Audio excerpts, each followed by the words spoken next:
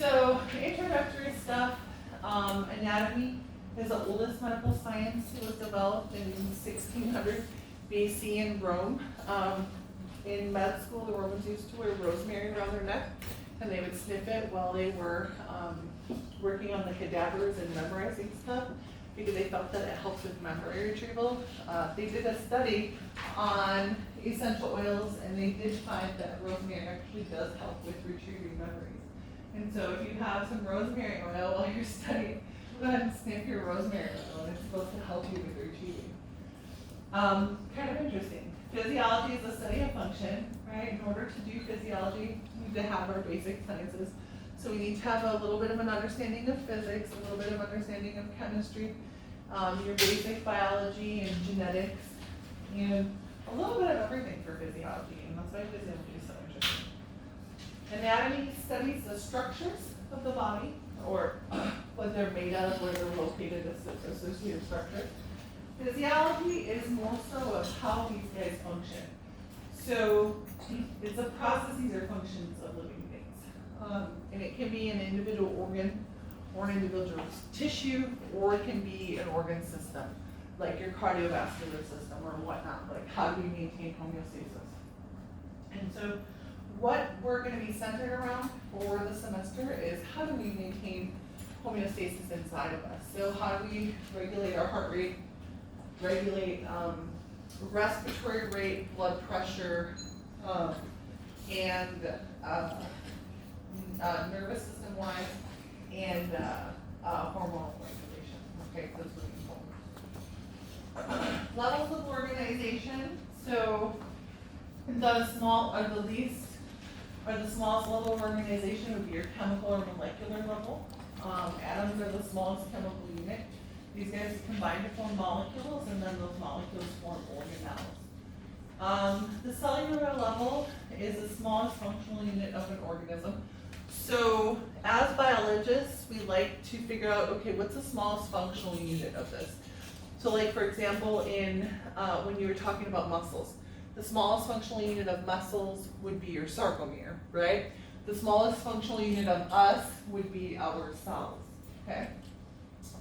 Cells are a group of atoms, molecules, and organelles working together to perform functioning so that the inside of the cell maintains homeostasis.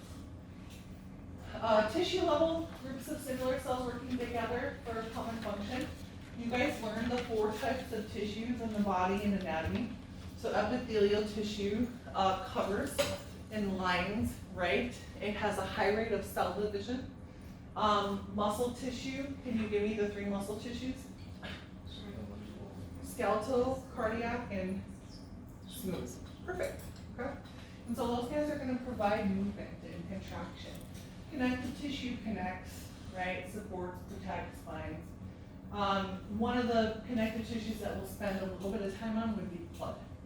Okay, and so you guys covered bone a little bit and how the osteoblasts and osteoclasts work. We're going to cover like the calcium regulation, like hormonal regulation of that. So we're not going to cover stuff that you've already covered. Nervous tissue, rapid communication.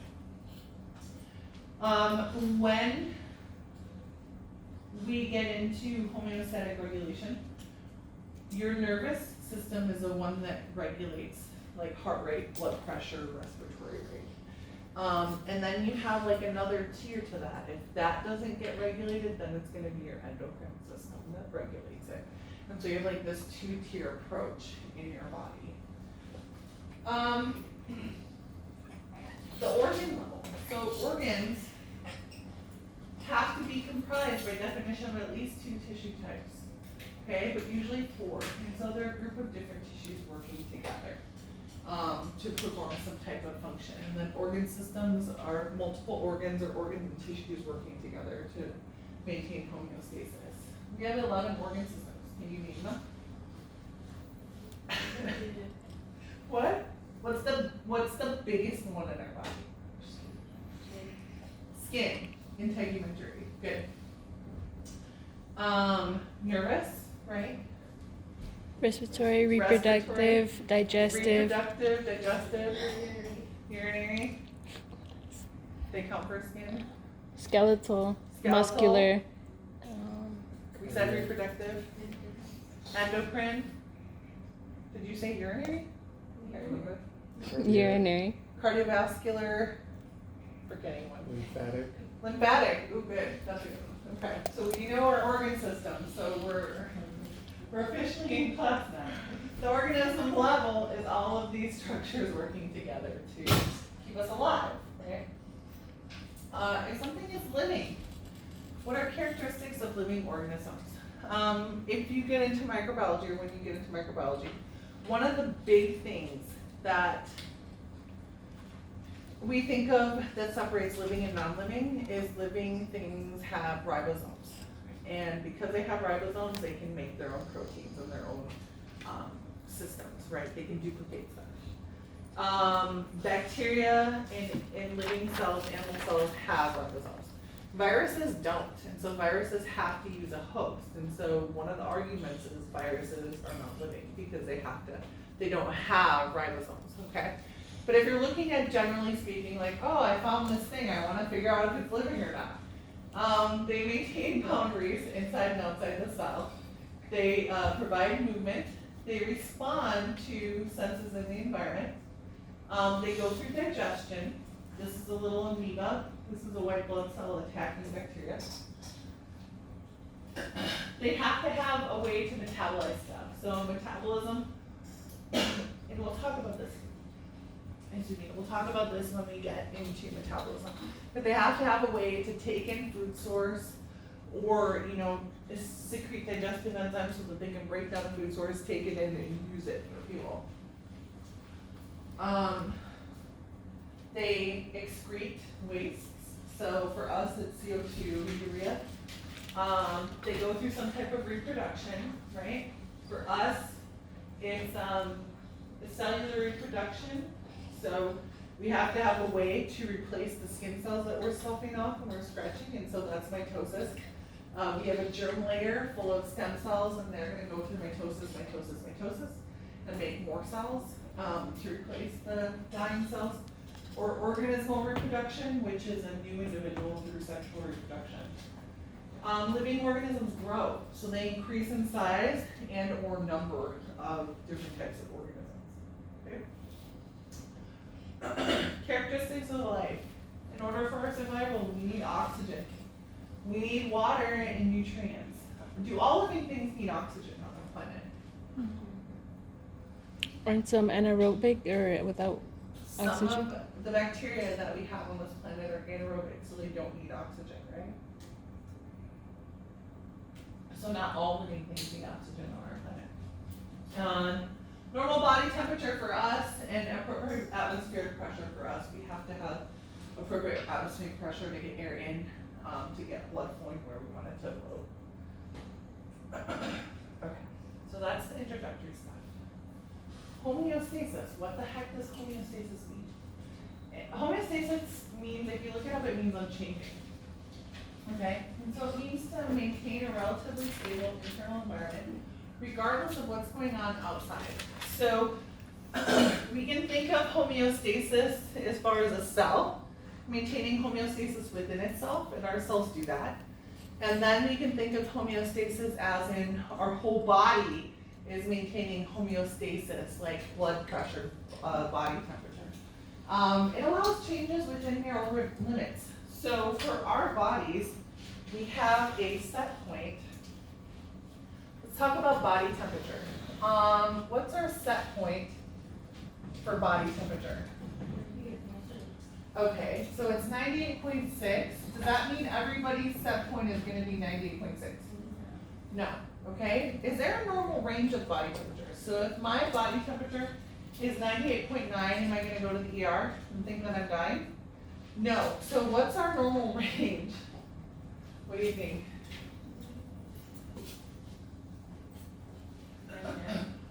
Okay.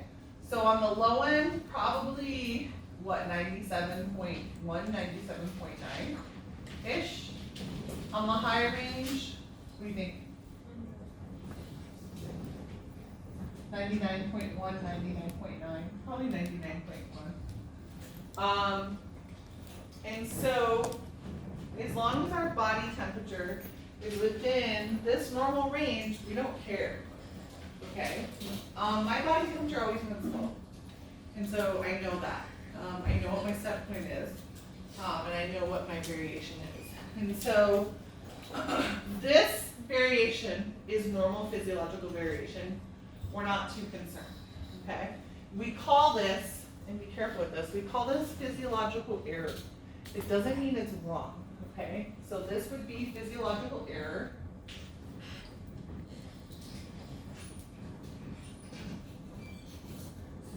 You can think of it as variation or deviation. Okay, is it normal? Yes, it's normal. Okay.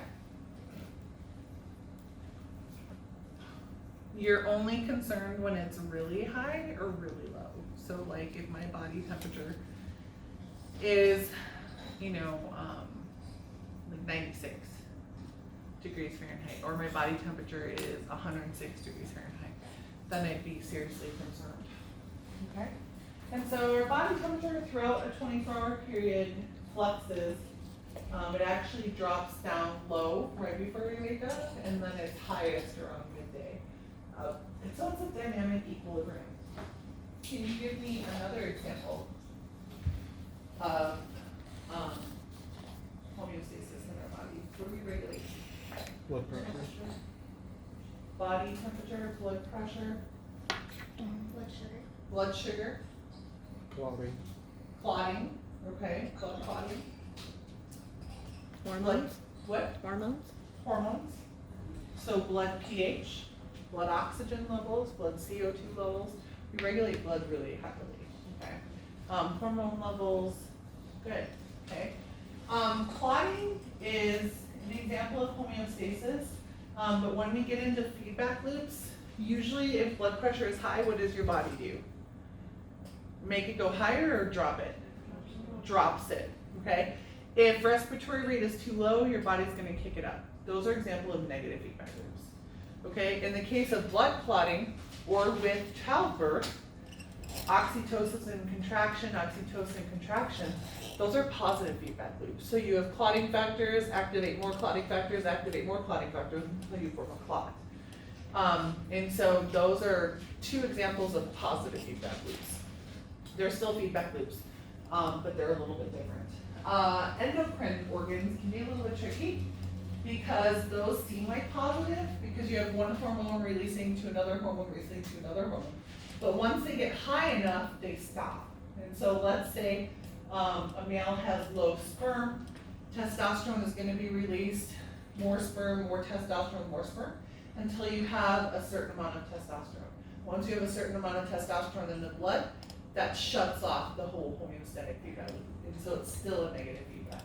So be careful, endocrine is a little bit more complicated.